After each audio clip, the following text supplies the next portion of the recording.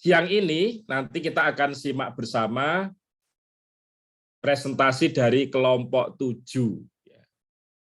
Di sana nanti Mas Alvan Cahyadiansah dan kawan-kawan. Gimana, sudah siap Mas Alvan? Siap, Pak. Ya. Baik, kalau sudah siap, ya, waktu dan tempat kita berikan kepada teman-teman kelompok 7. Dipersilahkan.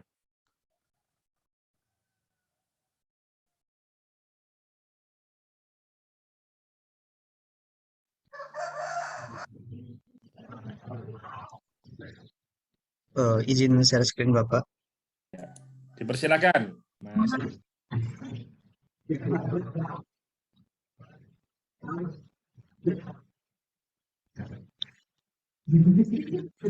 Baik, Bismillahirrahmanirrahim. Assalamualaikum warahmatullahi wabarakatuh. Waalaikumsalam warahmatullahi wabarakatuh. Sebelumnya, terima kasih kepada Bapak Yusuf Mustaqim selaku dosen pengampu teori-teori komunikasi yang telah memberikan kami kesempatan untuk mempresentasikan teori hari ini, yaitu Social Judgment Theory atau teori penilaian sosial. Untuk itu, izinkan kami memperkenalkan diri. Yang pertama ada Mas Dimas Eka Widiatmaja, ada Mas Haji Muhammad Ridho, dan saya sendiri Alvan Cahyadiansyah. Untuk itu izinkan kami untuk memulai presentasi hari ini dengan mengucap basmalah. Bismillahirrahmanirrahim. Yang pertama, pendahuluan. Teori pertimbangan sosial merupakan hasil penelitian psikolog Muzafir Sherif dari Oklahoma University. Sherif menggunakan teori ini untuk meneliti cara individu dalam menilai pesan. Adapun penilaiannya kerap melalui proses pertimbangan pesan dengan berpatokan pada kerangka rujukan atau reference points yang dimiliki individu tersebut. Kerangka rujukan inilah yang pada gilirannya menjadi dasar untuk menentukan bagaimana seorang memposisikan sesuatu pesan yang diterimanya. Secara tradisional, dalam proses kognisi adalah bagaimana individu mengolah data atau informasi yang ada di hadapi individu dengan melibatkan informasi yang telah dia miliki. Sehingga, secara garis besar, proses kognisi adalah encoding information, storage, dan retrieval. Dalam psikologi sosial yang mempelajari tentang perilaku, pemikiran, dan perasaan manusia dalam konteks sosial, maka muncul pendekatan gestalt dan kognitif yang mencoba menjelaskan perilaku dari proses informasi yang dilakukan oleh individu. Sedangkan kognisi sosial adalah tata cara di mana kita menginterpretasi, menganalisa, mengingat, dan menggunakan informasi tentang dunia sosial. Atau dengan kata lain, bagaimana cara kerja pikiran kita memahami lingkungan sekitar agar kita dapat berfungsi di dalamnya. Untuk slide selanjutnya akan dilanjutkan oleh Saudara Dimas Eka Widiatmaja. Kepada yang bertugas dipersilakan.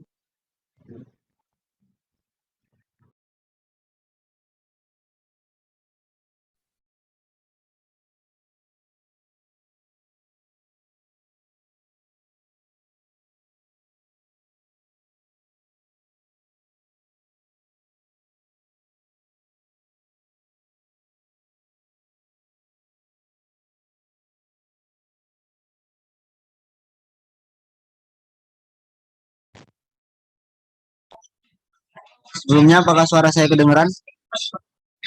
Jelas. Ya, sudah terdengar. Baik. Materi selanjutnya yaitu pernyataan teori penilaian sosial. Materinya itu ada yang pertama, latitude of acceptance atau zona penerimaan. Zona penerimaan terjadi apabila individu masih dapat menerima pesan yang disampaikan komunikator. Dalam zona ini, individu menjadikan dirinya sendiri sebagai patokan. Yang kedua ada latitude of rejection atau zona penolakan. Zona penolakan terjadi apabila ditolak pesan yang disampaikan atau hal ini dapat terjadi karena pesan yang disampaikan bertolak belakang dengan sikap dan gaya. Jika ketidaksesuaian pesan semakin besar dengan nilai-nilai yang dianut, maka semakin besar juga kemungkinan penolakan yang bakal terjadi. Dalam zona ini, individu menjadikan dirinya sebagai patokan. Kemudian yang ketiga, ada latitude of non-commitment atau zona ketidakberpihakan.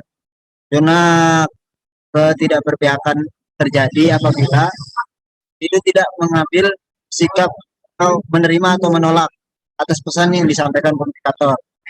Nah, zona ini seumpama sikap netral atau golput dalam pemilu itu sebagai contohnya. Zona ini tidak termasuk dalam dua zona sebelumnya, baik diterima ataupun ditolak. Interaksi antara ketiga rujukan ini menentukan sikap individu terhadap suatu pesan yang sampai. Kalau pesan sesuai dengan zona penerimaan, maka individu akan setuju dengan pesan tersebut. Begitu juga sebaliknya. Jika pesan jatuh pada zona penolakan, maka individu tidak akan menerima pesan tersebut. Menurut Syarif, komunikator seharusnya memahami ketiga zona ini dengan baik, sehingga dapat lebih mudah dalam mengirimkan suatu pesan terhadap komunikan. Dan juga Syarif menegaskan, tindakan menyaring pesan itu dilakukan di alam bawah sadar individu. Di sini kita menimbang setiap pesan yang sampai lewat membandingkannya dengan sudut pandang kita. Tentu sudut pandang tersebut tidak lepas dari term of reference atau pengetahuan dan juga term of experience ataupun pengalaman.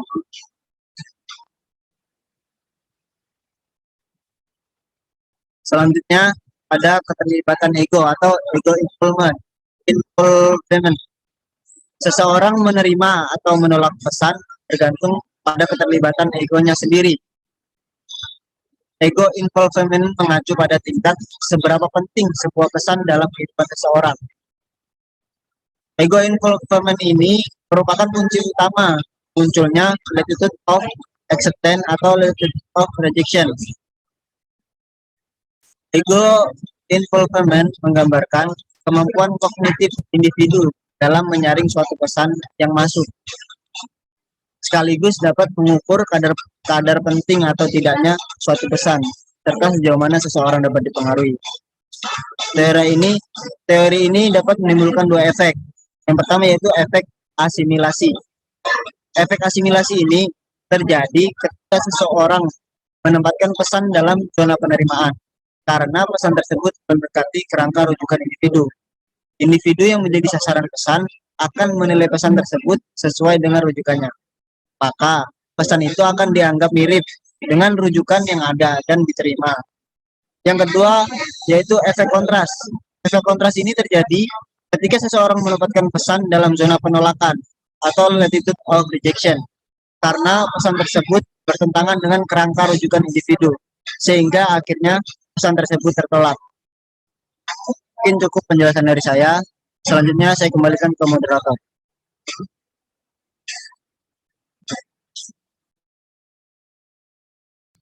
Oke, terima kasih pada Saudara Dimas. Dan slide selanjutnya akan dijelaskan langsung oleh Saudara Aji Muhammad Ridho. Untuk yang bertugas, dipersilakan. Baik, saya akan menjelaskan contoh dari teori tersebut. Maaf, apakah suara saya sudah terdengar? Terdengar jelas, Mas. Baik, langsung saja, yaitu ketika kita mendapatkan tawaran kredit 0% dari sebuah produk kartu kredit, tentu dalam benak kita akan muncul sejumlah pertimbangan. Seperti, apakah saya membutuhkan ini? Nanti kalau terlambat pembayaran, bunganya akan membumbung. Kok bisa bunga 0%? Jadi curiga sama banknya nih. Aku mau, dan sebagainya. Pertimbangan inilah yang disebut dengan teori pertimbangan sosial, atau bisa disebut social judgment theory, yang muncul dari perspektif kita tentang kredit bunga 0%, kartu kredit tersebut. Jika kita merupakan pengguna kartu kredit, akan muncul pertanyaan, seberapa penting bunga cicilan 0% bagi kita? Syarif mengklasifikasikan pertanyaan ini sebagai ego involvement. Dalam kasus ini, ego involvement mengacu pada tingkat seberapa penting sebuah tawaran dalam kehidupan seseorang. ego involvement merupakan kunci utama munculnya latitude of acceptance, latitude of rejection, atau latitude of non-commitment. Slide selanjutnya, yaitu kesimpulan.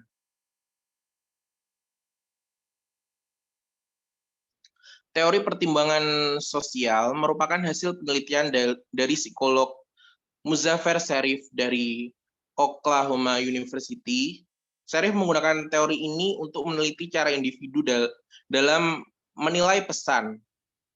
Adapun penilaian kerap melalui proses pertimbangan pesan dengan berpatokan pada kerangka rujukan, reference point yang dimiliki individu tersebut. Kognisi adalah bagaimana individu mengolah data atau informasi yang ada di hadapan individu dengan melibatkan informasi yang telah dimiliki. Sehingga secara garis besar proses kognisi adalah encoding information, storage, dan retrieval dalam psikologi sosial yang mempelajari tentang perilaku pemikiran dan perasaan manusia dalam konteks sosial. Teori social judgment, teori ini menjelaskan suatu pesan diterima atau ditolak sangat bergantung pada peta kognitif kita terhadap pesan tersebut. Seseorang bisa menerima atau menolak suatu pesan juga sangat bergantung pada keterlibatan egonya sendiri. Ego involvement mengacu pada tingkat seberapa penting sebuah pesan dalam kehidupan seseorang. Dan ego involvement juga merupakan kunci utama munculnya latitude of acceptance atau latitude of rejection. Ego involvement menggambarkan kemampuan kognitif individu dalam menyaring suatu pesan yang masuk. Ketika orang menerima pesan, mereka akan langsung menempatkan pada zona penerimaan, zona penolakan, atau zona ketidakberpihakan lewat perbandingan yang ada. Teori ini sangat baik dipelajari oleh setiap komunikator sehingga pesan yang disampaikan dapat lebih maksimal.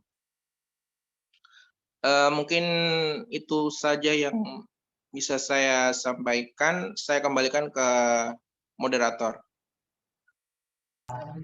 Baik, terima kasih kepada Mas Aji Muhammad Ridho. Dan untuk selanjutnya adalah sesi tanya jawab. Mungkin teman-teman ada yang mau bertanya, dipersilakan.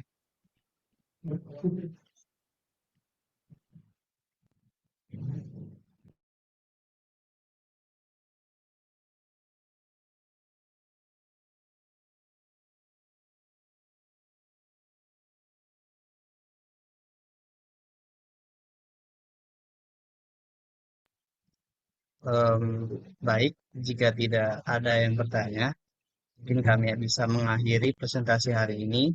Terima kasih atas kesempatannya. Kami mohon pamit undur diri. Wassalamualaikum warahmatullahi wabarakatuh. Waalaikumsalam warahmatullahi wabarakatuh. Terima kasih Mas Alvan, Mas Aji, dan Mas Dimas. Kita berikan aplaus yang tulus untuk teman-teman kelompok 7.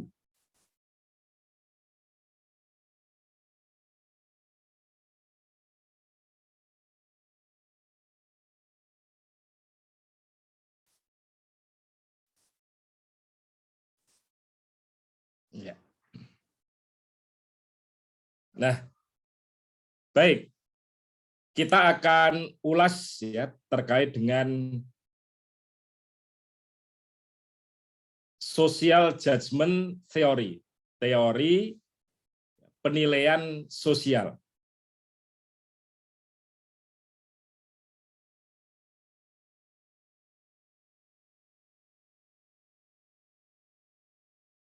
Oke, ya. Ya, social judgment theory.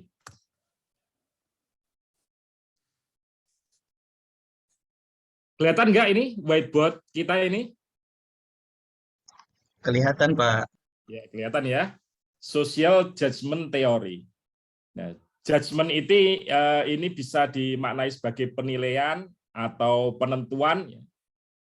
Tetapi intinya adalah ketika suatu proses komunikasi itu terjadi, maka akan ada 3 alternatif.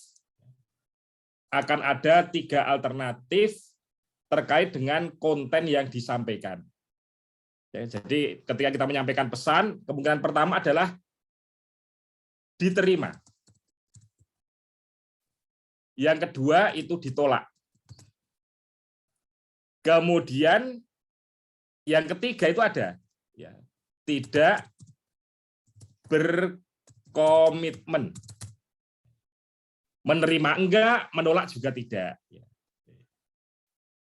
Jadi setiap kali ada informasi atau ada pendapat atau ada sikap yang itu dikomunikasikan dengan pihak lain, maka peluangnya ada 3 ini. Diterima, yang artinya disetujui, kemudian dilakukan, diadopsi, atau ditolak, mungkin tidak dipakai, atau bahkan mungkin dimusuhi.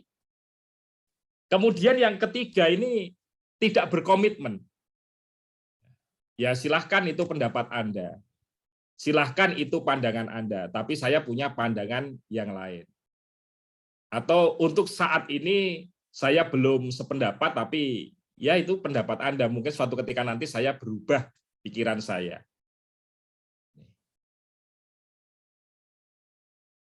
Semua aktivitas komunikasi akan berujung pada 3 hal itu. Apakah itu terkait dengan politik, terkait dengan bisnis, terkait dengan hubungan pribadi. Ya.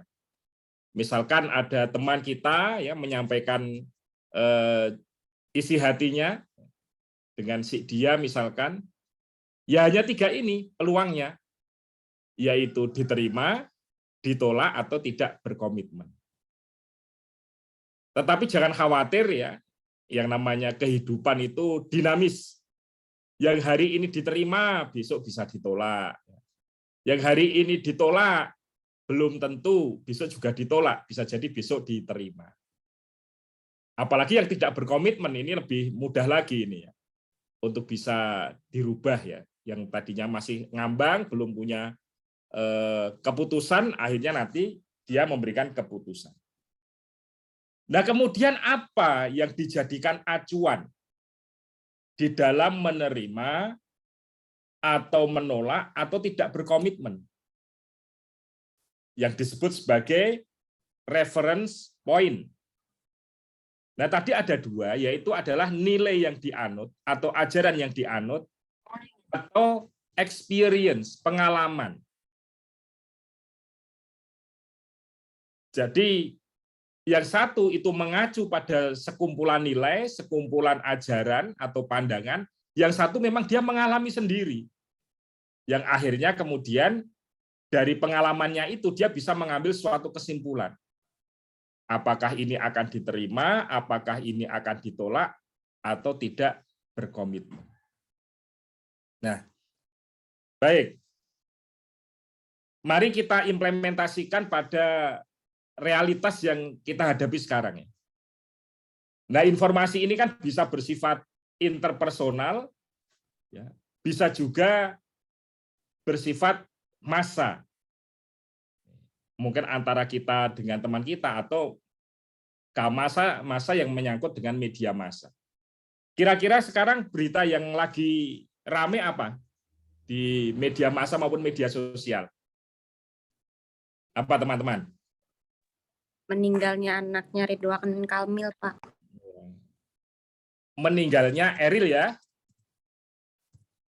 Namanya Eril. Kalau nggak salah ini. Ya, Eril. Apalagi? Apa Mas Arief? Berita yang lagi hangat di media ini. Iya, Pak. Informasi yang ramai di media sosial maupun media massa ini. Naik motor dilarang pakai sendal. Nah, larangan pakai sandal jepit. Itu sandal jepit atau sandal gitu aja itu Mas Arif? Larangannya. Kurang tahu ya, Pak. Kurang tahu ya. Mas Fatoni, itu yang dilarang polisi itu pakai sandal jepit atau pakai sandal?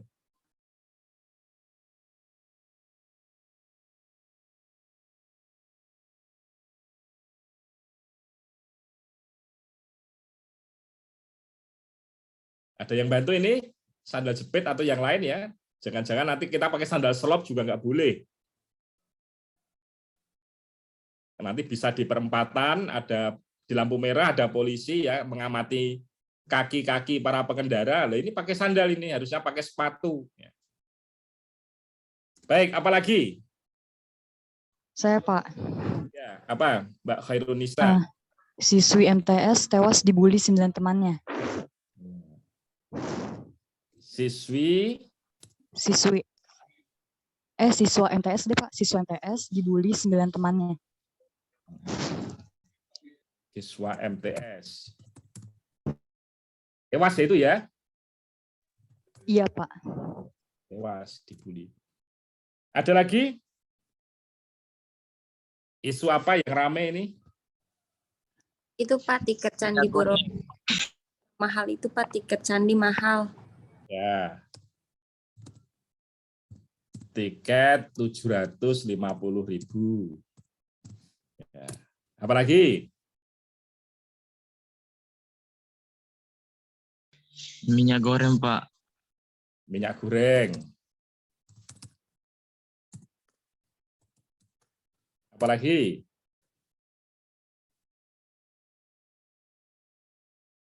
Yang rame di berita itu kan banyak sekali itu. Ada penangkapan ormas Islam tertentu. Ya. Apa nama ormas Islamnya itu? Ada yang dari Lampung?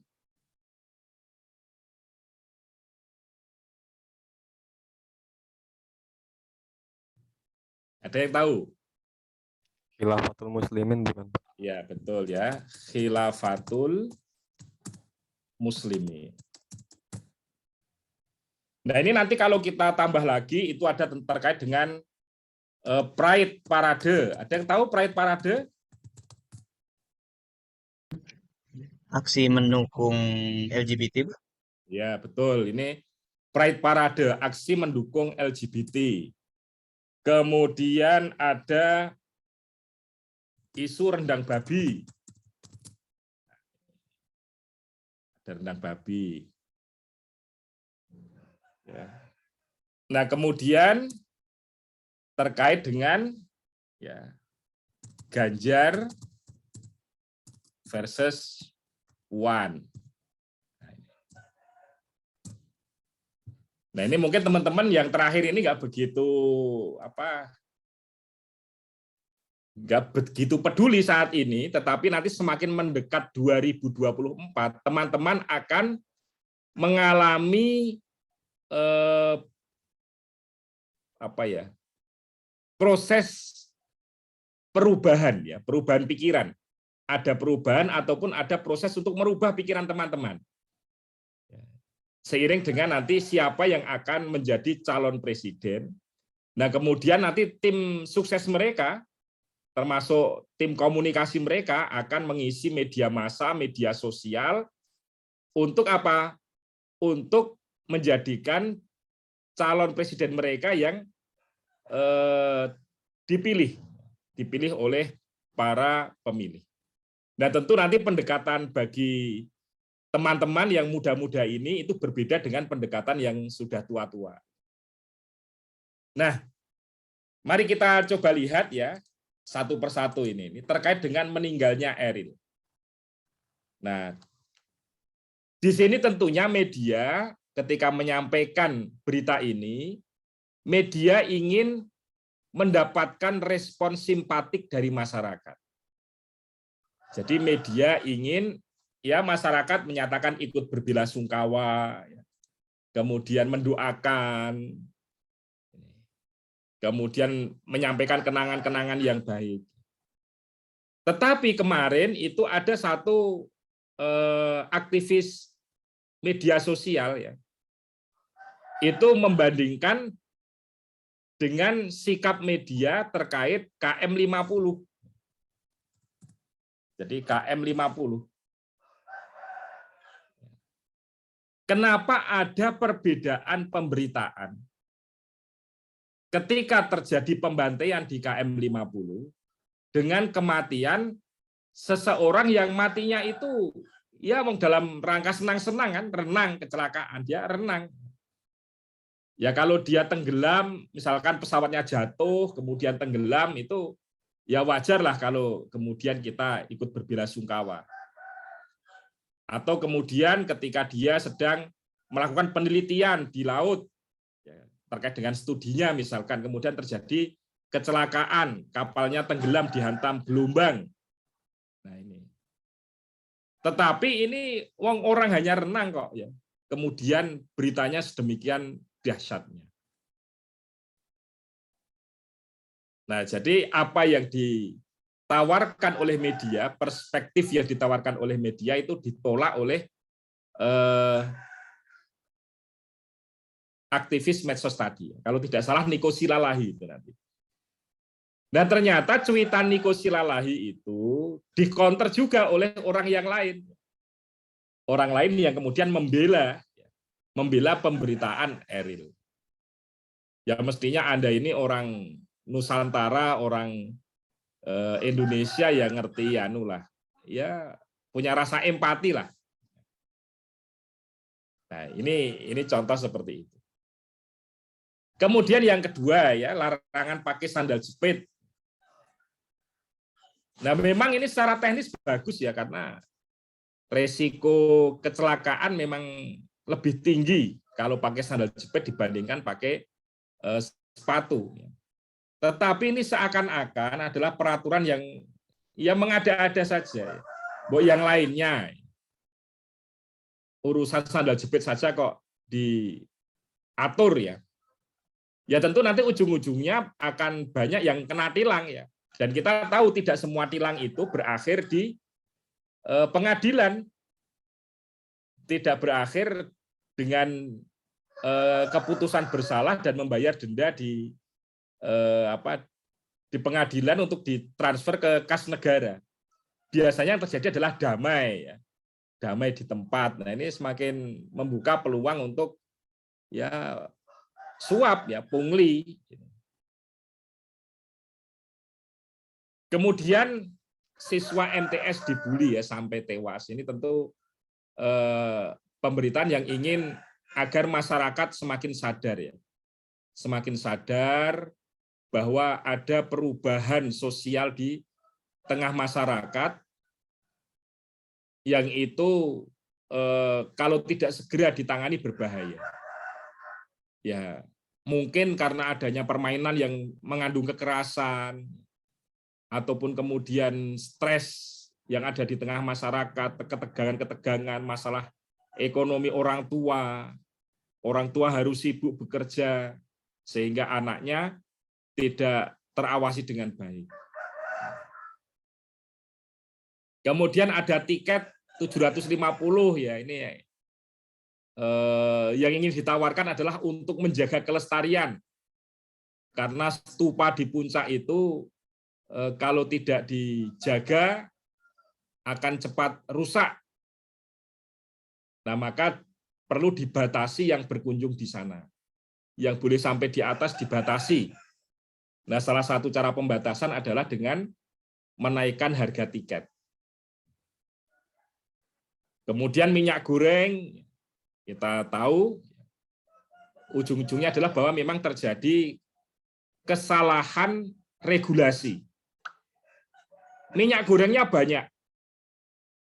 Secara nalar tentunya kalau banyak itu lebih murah. Tapi kenyataannya tidak.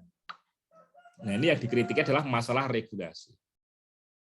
Nah, kira-kira kalau yang selanjutnya ini, khilafatul muslimin, yang ingin dibangun oleh media apa ini?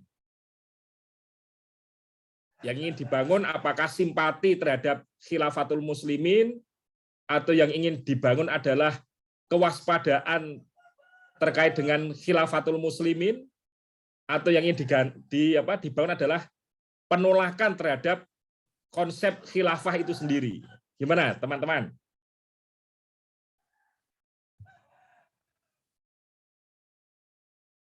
Teman-teman ngerti khilafah itu apa? Mas Hikmal Arsyaf. Assalamualaikum, Mas Hikmal.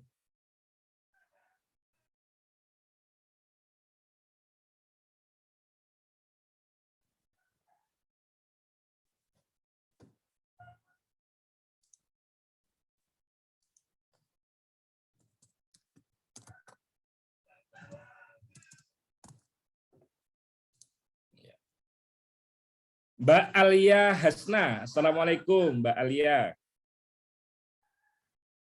Waalaikumsalam, Pak. Sehat, Mbak Alia? Alhamdulillah sehat, Pak. Di Jogja atau di mana ini? Di Jogja, Pak. Mbak Alia, yang Mbak Alia ketahui tentang khilafah itu, ya, khilafah itu apa, Mbak Alia? Kurang tahu, Pak. Maaf. Ya, kurang tahu ya khilafah. Ya. Tapi pernah mendengar istilah khilafah ya? Pernah sih, Pak. Ya, khilafah itu apa? Baik, kita tanya teman yang lain, Mbak Alia. Azhar Hanifah. Assalamualaikum, Mbak Azhar. Waalaikumsalam. Di mana ini, Mbak Azhar? Di Jogja, Pak. Ya. Mbak Azhar, khilafah yang Mbak Azhar ketahui itu seperti apa, Mbak Azhar? Khilafah itu sistem kepemimpinan, Pak. Sistem kepemimpinan. Iya. Sistem pemerintahan. Dulu pertama kali dengar istilah khilafah dari mana, Mbak Azhar? Dari, nggak tahu, Pak. Dari berita kayak, Pak. Dari berita ya? Iya. Ya mungkin kalau teman-teman kemungkinan dari berita. Tetapi kalau bapaknya teman-teman ini, ayah, ibu teman-teman yang mungkin dulu pernah sekolah di MTS atau pernah sekolah di MAN atau malah kuliah di UIN, itu tentu mereka pertama kali mendengar khilafah itu dari guru mereka. Karena di sekolah itu ada pelajaran fikih, ya, pelajaran fikih yang dalam pelajaran fikih itu salah satunya adalah fikih terkait dengan negara. Jadi kalau dalam perkawinan itu ada fikih pernikahan. Kemudian terkait dengan utang piutang, jual beli, itu ada namanya fikih muamalah. Nah, terkait dengan pengaturan suatu negara itu ada bahasan yaitu khilafah. Yaitu tentang bagaimana menentukan kepala negara, bagaimana memilihnya. Jadi kalau orang tua teman-teman dulu, mereka mendapatkan informasi dari sekolah. Tetapi ketika isu khilafah itu berkembang, apalagi khilafah kemudian dikampanyekan secara masif oleh Hizbut Tahrir Indonesia, yang itu disampaikan sebagai solusi atas berbagai macam krisis, ya. Karena khilafah itu akan menerapkan syariat Islam dalam semua aspek kehidupan. Nah, mulai ada pihak-pihak yang tidak suka, ya, menolak. Nah, akhirnya berusaha menghilangkan materi khilafah ini dari pendidikan, ya, dari dunia pendidikan. Akhirnya ada puluhan buku ajar yang materi khilafah itu dirubah. Kalau dulu itu masuk ke dalam kajian fikih, dalam kajian hukum, kemudian dirubah menjadi materi sejarah saja. Karena khawatir kalau hukum ini nanti ada orang yang keislamannya, keimanannya itu kuat, kemudian mereka mengatakan, nah ini kan hukum Islam. Ya mestinya kalau hukum Islam itu ya diterapkan, diperjuangkan. Jadi Mbak Azhar ini dengar dari berita. Nah, kalau dengar dari berita ini sudah kita tahu ya, dalam pembuatan konten di media massa itu nanti ada framing. kemudian ada agenda dari media maupun agenda kebijakan. Nah, tentu informasi tentang khilafah kadang-kala sudah terdistorsi. Baik, kita ke teman yang lain ini. Mas Sofyan Afandi, Assalamualaikum Mas Sofyan. Waalaikumsalam. Mas Sofyan pernah dengar istilah khilafah ini, Mas Sofyan? Pak. Menurut Mas Sofyan, khilafah ini apa, Mas? Kepemimpinan yang dilandaskan dengan hukum-hukum Islam. Iya. Jadi kepemimpinan berlandaskan hukum-hukum Islam. Nah, cakupan wilayah dari khilafah ini seperti apa ini, Mas Sofyan? Apakah satu kota saja atau satu negara atau dunia ini, Mas Sofyan? Kelompok, Pak. Kelompok ya? Ya. Jadi bisa saja satu kelompok itu mendirikan kekhilafahan. Ya nggak apa-apa, ini pandangan yang kita sampaikan berdasarkan informasi yang kita terima. Nah, terkait dengan khilafah ini memang di tengah masyarakat terjadi banyak pemahaman, pengertian tentang khilafah ini. Nah, ada yang memahaminya secara benar, ada juga yang tidak benar, ada yang utuh, ada yang parsial. Nah, maka ke depan nanti ya ini teman-teman pasti akan banyak perdebatan terkait khilafah. Maka kalau teman-teman nanti jadi jurnalis, ya, carilah informasi sebanyak-banyaknya terkait dengan khilafah ini dengan berbagai dimensinya. Bagi teman-teman yang nanti berkecimpung di katakanlah di dunia kepemerintahan ya, menjadi pejabat, menjadi pemegang kewenangan, ini harus juga memiliki pemahaman yang utuh tentang khilafah ini. Jangan sampai menyebut khilafah salah menjadi khilafiyah. Kan sekarang tren yang ada adalah tren ada agenda untuk stigmatisasi khilafah, khilafah ancaman bagi NKRI dan Pancasila. Nah, ini sedang ada propaganda ke sana. Nah, ini harus dilihat. Apalagi saya mengatakan khilafah itu ideologi. Nah, ini fatal ini kalau sampai ada pejabat yang mengatakan bahwa khilafah itu ideologi. Jadi khilafah itu kalau kita lihat dalam kajian-kajian Islam itu bukan ideologi dia. Dia itu sistem pemerintahan. Jadi bukan ideologi. Nah, kalau khilafah itu sudah dicap sebagai ideologi ya pasti masyarakat akan bingung ya ini. Karena ini di satu sisi agama saya itu ada aturan Islam, aturan kepemerintahan yaitu bernama khilafah, di satu sisi hidup di negara dengan yang katanya ideologinya itu Pancasila. Nah, perdebatan ini terjadi karena bermacam-macamnya referensi poin. Referensi poin. Ada yang referensi poinnya itu dari kitab-kitab para ulama. Jadi dulu dia di pondok pesantren, dia ngaji kitab-kitab babon, ketemu dengan bahasan khilafah. Ada bahasan tentang imamah. Ada yang mendapatkannya dalam penataran. Dalam penataran. Atau mendapatkannya dari grup. Grup-grup yang itu lebih informasinya tidak bisa dicek. Ini referensinya dari mana. Nah, kita sebagai orang komunikasi perlu memahami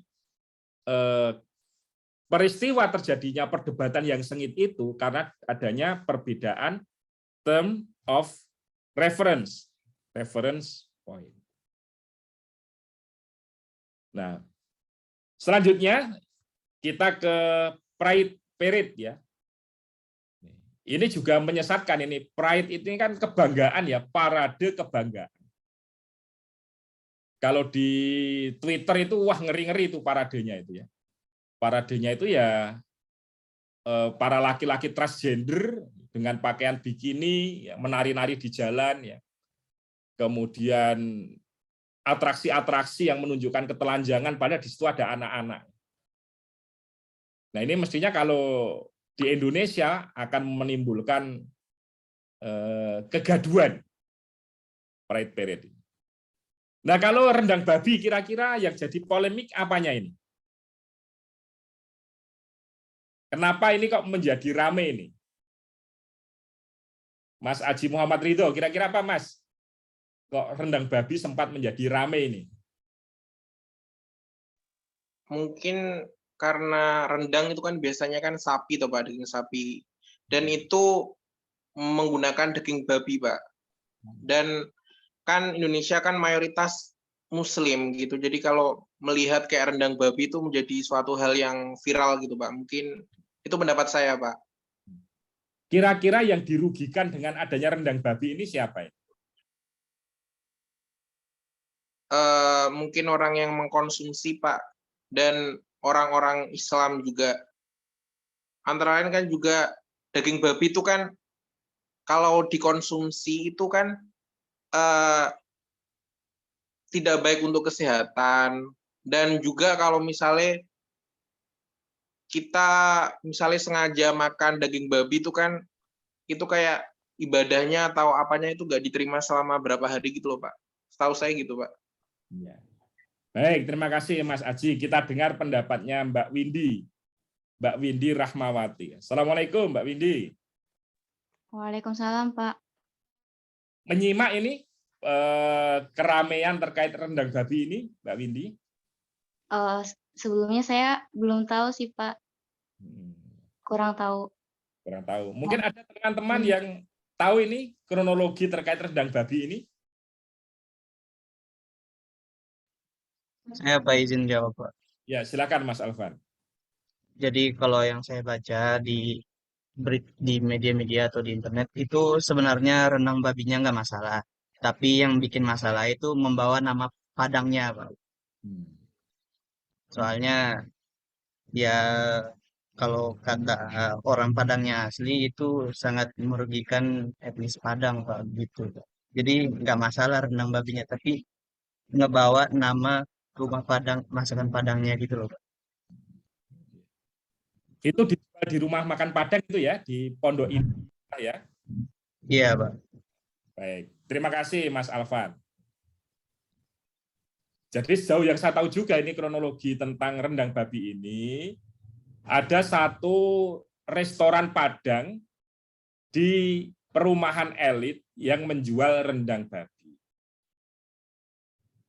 Nah, padahal selama ini yang namanya masakan Padang, meskipun tidak ditulisi halal, itu otomatis orang langsung sudah punya image bahwa ya yang dijual di sana itu masakan halal. Dan mereka merasa tenang makan di sana. Nah, maka dengan adanya menu rendang babi di salah satu restoran Padang di perumahan elit, nah itu menjadikan publik menjadi ragu. Ketika mau makan, harus tanya dulu ini rendang babi atau rendang sapi ini.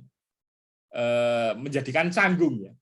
Yang mau bertanya juga canggung, yang ditanyai itu juga canggung juga. Nah, ini tentu merusak image bagi restoran-restoran Padang yang lain. Nah, tetapi ya ada juga pihak-pihak yang tidak mempermasalahkan atau membela, beropini. Ya, intinya sebetulnya mereka itu ingin melemahkan semangat keislaman masyarakat. Ya, masyarakat dibikin memandang remeh masalah makanan mereka. Jadi sebetulnya pihak-pihak yang membela menu rendang babi atau membela polemik, ya nggak masalah rendang babi, sebetulnya mereka itu sedang melemahkan semangat keislaman masyarakat. Ya. Baik teman-teman, saya kira untuk pertemuan siang ini ya kita cukupkan sampai di sini dulu. Kita mengulas tadi terkait dengan social judgment theory. Maka hampir semua pemberitaan, informasi, ataupun nanti dalam konteks komunikasi interpersonal, apa yang kita sampaikan kemungkinannya hanya ada 3, diterima, ditolak, atau tidak diterima dan tidak ditolak, tidak berkomitmen. Mungkin sebelum ditutup, ada pertanyaan atau ada tanggapan, dipersilahkan.